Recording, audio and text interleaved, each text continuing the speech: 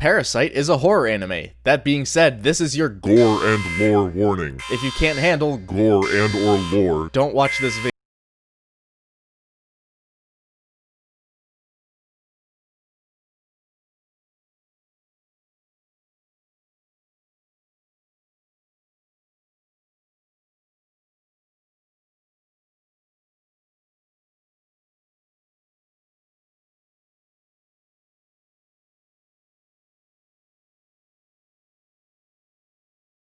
Like someone's terrified. Perhaps you should maybe take a little rest. Also, dub, fuck you.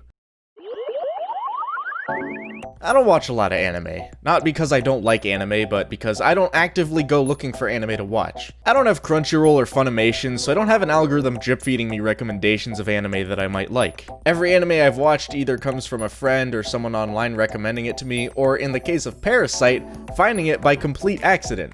I was watching Adult Swim and saw an ad for Parasyte on Toonami. Parasyte, Saturdays at 1 a.m. Get infected.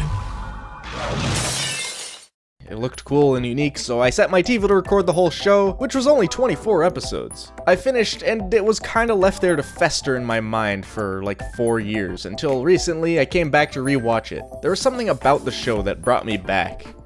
Parasyte is about a high school boy named Shinichi who has his arm taken over by an intelligent parasite he calls Migi. What did you do to my hand? I've eaten it. Gone. Migi isn't the only parasite on Earth. There are many others, and they all went after their host's head so they could take control of the whole body. These parasites can take the form of basically anything. They disguise themselves as the face of their original host, but they can morph into anything even as solid as metal. This mighty morphing ability leads to some really cool fights between Shinichi and other parasites. Oh yeah, did I mention the parasites eat humans? It would seem that those inhabiting dogs only eat dogs, while those who inhabit humans will thus only eat humans. Essentially, we are cannibalistic. Yeah, that means Shinichi wants to kill all of them to save people from being killed, and Migi doesn't because he has no sense of morals and just wants to protect Shinichi and himself. I rely on the nutrients that are present in your bloodstream for survival. If I were to be removed, then I would most assuredly shrivel up and die. The action is really good. This show is animated by Madhouse, the same studio that did Redline, a movie I reviewed a while back. They also did Death Note, One Punch Man, Black Lagoon, Hellsing Ultimate, Hunter x Hunter. What didn't this studio do? It even says here that they animated The Big Bang in the Origin of the Universe, which I swear was Studio Ghibli, but I guess if that were the case, we wouldn't have streaming videos at all. Madhouse is pretty well known for some damn good action scenes. The characters are always moving and doing something during fights.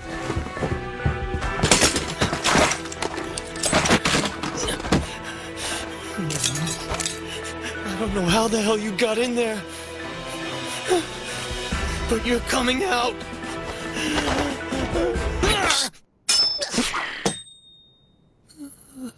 That's a problem I have with a lot of anime. During fights, after a character throws a single punch, the whole thing goes into slow motion. There's like 3 minutes of internal dialogue and flashbacks before the action starts up again. It's like football, they keep stopping the game right when the good stuff starts. There is some of that in Parasyte, but it's really toned down compared to other shows, like My Hero Academia.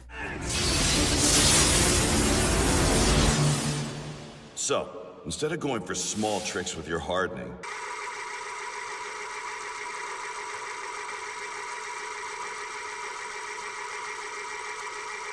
become a wall!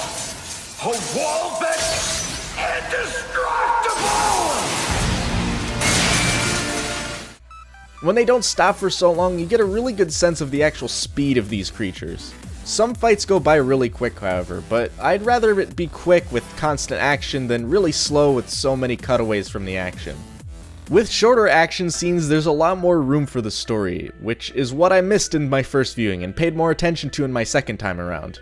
Like I said earlier, there's a dynamic between Shinichi and Migi, with Shinichi being a human with a solid grasp on morality and responsibility to protect other people, and Migi's like an insect with no way to develop emotional attachment to his kind or even to Shinichi. It's natural for life forms to feed on other life forms. You just find it unpleasant that it's your own kind that is being eaten. Well, yeah, of course. Human life is a precious thing, isn't it? I don't know. I can tell you that I value my own life.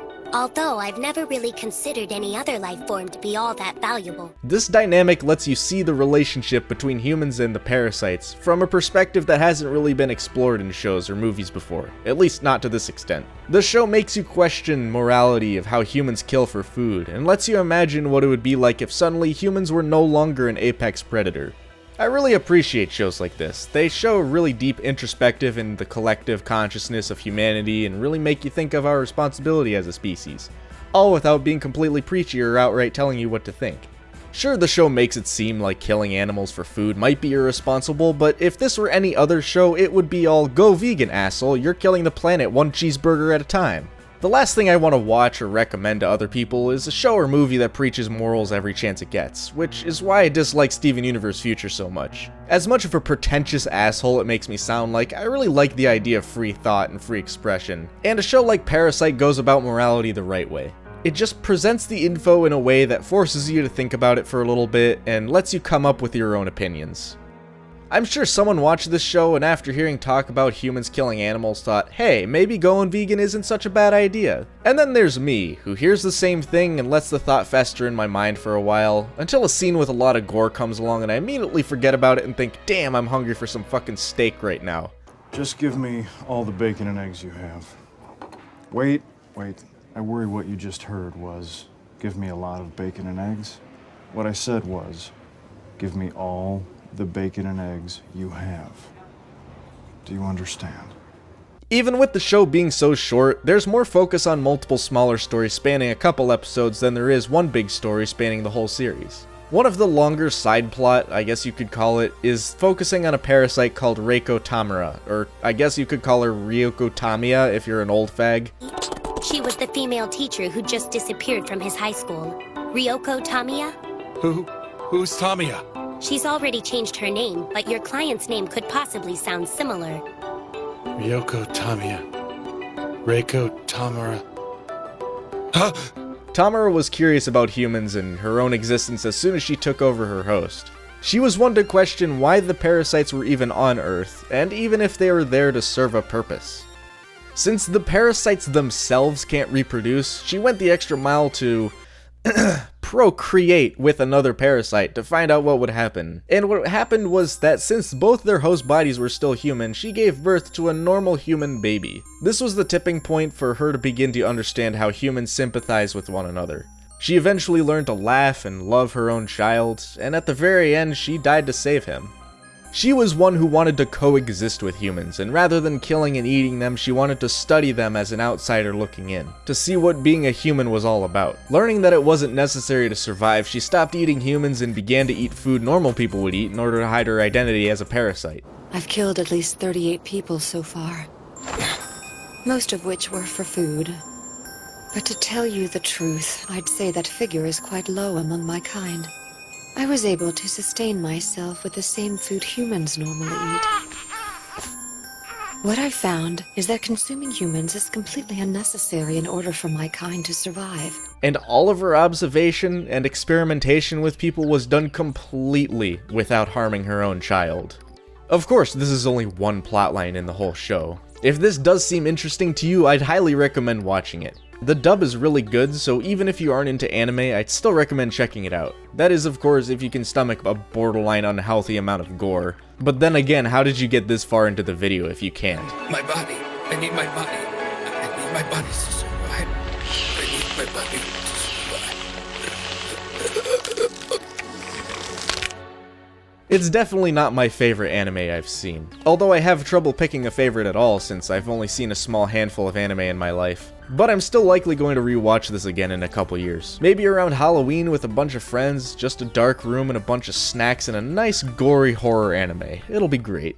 This was kind of an ironic time to review a show of a worldwide pandemic of parasites during an actual worldwide pandemic of the coronavirus. I've had a lot of time to watch new shows, but I still have a hard time finding new stuff to watch and review. If you, yes, you watching, have any suggestions of things you'd like to see me review or just hear my thoughts on, let me know in the comments section. I really do appreciate it when people want to see more of my reviews. Thanks everyone for watching. If you enjoyed this video, make sure to leave a like and subscribe for more reviews of cartoons and movies and games. I also make other stuff, go check it out. Again, thanks for watching.